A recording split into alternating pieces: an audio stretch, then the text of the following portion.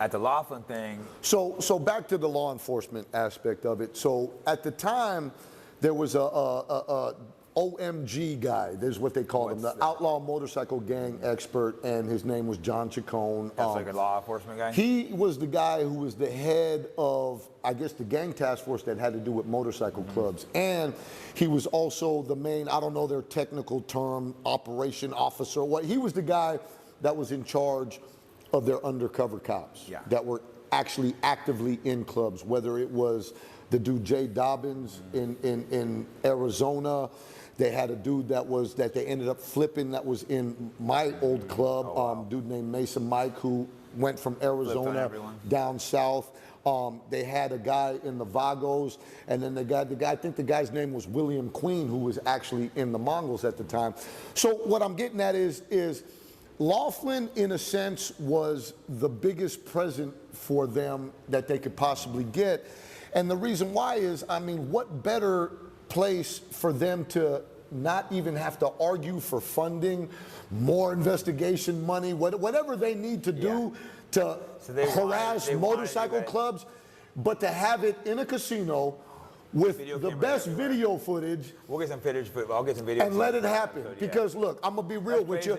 And I'll let you all think about this. If anyone out there in the world walked into any casino, pick a casino, it don't matter. Walk in there with a friend, hoodies, hot ass day, flannels, and a duffel bag, and walk around the casino by yourselves and figure out how long is it going to take for security to walk up to you and say, excuse me, sir, is there a problem? Not fucking long. Not long at all, bro. So that being said, and you guys all had duffel bags and shit. Yeah, well, I mean, the Mongols, yeah, it was obvious they were ready for war. Yeah. So when you go back and look at the court, like, because I was part of the court case down the road, I got tons of CDs from the court case, from all the cameras, and so I got to see everything. And there's one that I remember specifically because it just exactly what I'm explaining right here. It showed me how much technology they had, not just the night it happened, but from the minute they pulled up, knowing that we were still there. Technology is insane. There was some old Mongol,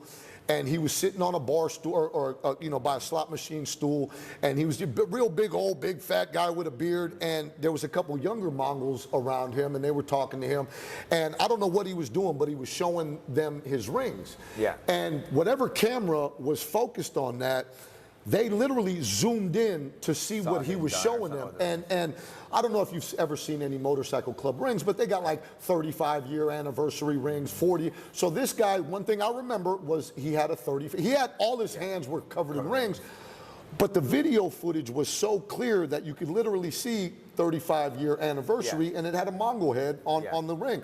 So the point that I'm getting at is, that's how good their surveillance was. They've probably seen guns and shit. Bro, they seen everything. Were watching you guys. Knives, they knew shit guns. Was about to pop off. They seen girls that was with them, handing them. I mean, this is all on footage, bro. So it's not like I'm in Vegas. These casinos, they can zoom in on everything. Bro, they're trying to get people cheating on cards. You know what I'm saying? You're not going to see a machete. You know what I'm saying? I mean, because that's what they were seeing. So they definitely allowed it to stage. They could have defused it at any. Bro, all they would have had to do was come down and say, "Hey, check it out. You guys got to go this way. You guys got to get the fuck." That's it. You guys just couldn't do it out of pride, like you said. Exactly. We weren't going nowhere. Smart thing to do, but you couldn't have out of fucking respect. It would have given them like an upper hand. They definitely let it happen. And when it did happen, man, it fucking blew up. You know what I'm saying? And people died. I got shot. There was a few normal citizens. I mean, I'll never forget. I don't even know who this guy is, but I'll never forget being in the hospital. They took me to I think it's called Bullhead City I think it's Bullhead City. I'm not sure. I'm pretty sure that's what it's called. Right across the bridge there was a hospital that they took me to. And after the bullet literally fell out. There was a member, when I got shot, I hit the ground, and there was a member that cut my vest off of me, and he stuck his stomach because I was leaking. And I remember looking at my chest, and there was like a big glob, and I was like, oh, fuck, it's my heart. Yeah. But he wiped it, and it was weird because something rolled, and I was like, what the fuck was that? and it was the bullet, bro. It was the actual bullet. That must have been like, holy shit, I'm not going to die. And this is the kind of retard shit we were on. I was like, what's that? He's like, it's the bullet. I was like, save it. Yeah. You know what I'm saying? So he literally saved it. Go shoot a motherfucker. Yeah, he saved it, put it in his change pocket, which is funny because later on during the case, in the evidence, they found it. They found it, and there was a picture of it. So that was, the cops got my bullet. But, you know, when he wiped my chest, it rolled, and he stuck his thumb in to stop the bleeding, and he kept his thumb literally in my chest until everything was done, and they took me out of there in an ambulance. You know, they took me out the back.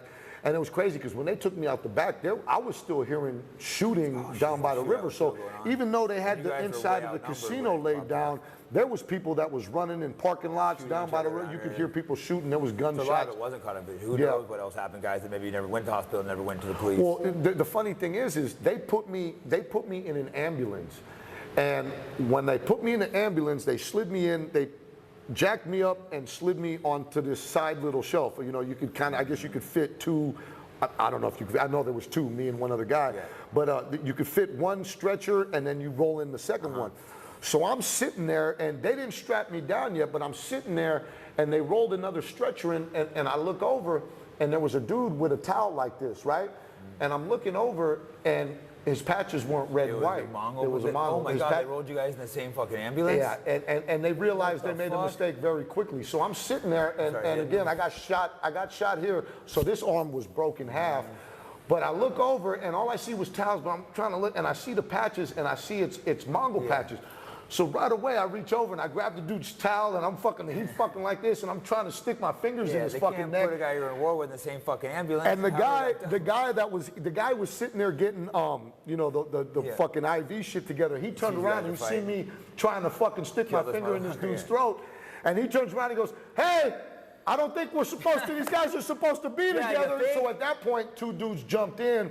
And they grabbed my arm, and that's when they put a strap on me. And, so you guys still went in the same one? Oh yeah, they still took us both together. Were you guys talking shit to each other? No, I mean there was nothing to say. I was shot. He had a fucking stab in the neck. You know what I'm saying? Were they just like stupid, or they thought you guys both Hell's Angels? I don't think the ambulance. Obviously, you guys are in the middle of a fucking war. Yeah, well, I think everything was so crazy. They didn't even know what's going on. They just grabbing. Yeah, I could see that. Yeah, we were being escorted out by. There was Metro. I guess that's what they call the Vegas cops, right? Metro. So there was Metro, the biker dudes with the yellow shirts and all. There was all kinds of CHPs. I guess there was Laughlin cops. There was tons of cops. I just did barely follow the news. I remember this being a huge. Yeah, it was insane. So what kicked it off originally? I mean, obviously the tension, but what was the actual moment that kicked it off? Well, it was really that, like, the night it kicked off. Like I said, man, it's shit. We were staying there for a couple days. We really didn't. We left during the day one day just to kind of be like, hey, look, man, this is the situation we're in. But we stayed there. We stayed at that casino on purpose. We were kind of stuck there, bro, because if we would have packed up and left, we would have looked like fat. You know what I'm saying? Got punked by the Mongols. Yeah. So what happened is. And again, man, I don't know if they picked a certain night to get a little bit more hostile with us or what, or if it was coming to that anyway. So we were staying at this one bar, you know, kind of chilling, and next thing you know, we're kind of being surrounded, you know what I'm saying? So there was few phone calls made. I made a phone call to another brother that you know, I let him know, hey, look, bro, this is about to fucking blow up, man. So not all the phone calls got through. I know my phone call got through to somebody, and the person people weren't using cell phones quite as much back then. This is early, right? You had cell phones, but it was the newer. People weren't constantly checking. Yeah. Well, at the time there was, because you know there was members doing the wheelie contest at the Flamingo. So even though we were staying where we were at, there was members other places. You know what I'm saying? So eventually, and again, you see this in the news stuff and the court cases and stuff. There was a large pack of my old club that pulled up, and as soon as they pulled up, I walked up to my bro at the time, and he kind of flicked me a ball-peen hammer, and we just kind of like fucking took off. I mean, what really happened is there was a dude, and a lot of people think that he just provokingly kicked somebody, which that's not what happened. There was a drunk Mongol on one of the posts right there, and he looked at him and said, man, you got a problem with my brothers or something like that. And the Mongol literally reached into his cocktail, grabbed an ice cube, and went like that. That's what people don't see in the video footage. They don't see that part. But he took that and he flicked it at the dude. and the dude kicked him in the bottom of the chin, and then it just everything broke out. You know what I'm saying? And did it start with fists or first? It was, bro. It was no. It was as soon as it kicked off. I mean, it was seconds before guns started going. And I'll never forget. There was one dude, and I don't know why he picked me, but there was a dude that was shooting at me. Like, okay, so the bar was like this. I don't know if people could see what I'm explaining here. The bar was like this, and we ran that way. The slot machine aisles were this way. So when we ran this way, you know, there was people that I was hitting, and people were getting punched, and people were getting stabbed all over the place. There was bullets flying. Well, there was a dude that I seen literally shooting over the slot machines in my direction. And he was going that way, so there was one point where he was able to shoot straight at me, and I kind of ducked out of the way. So I remembered, one thing I remember is there was bottles on the bar behind me, and I remember glass kind of flying over me.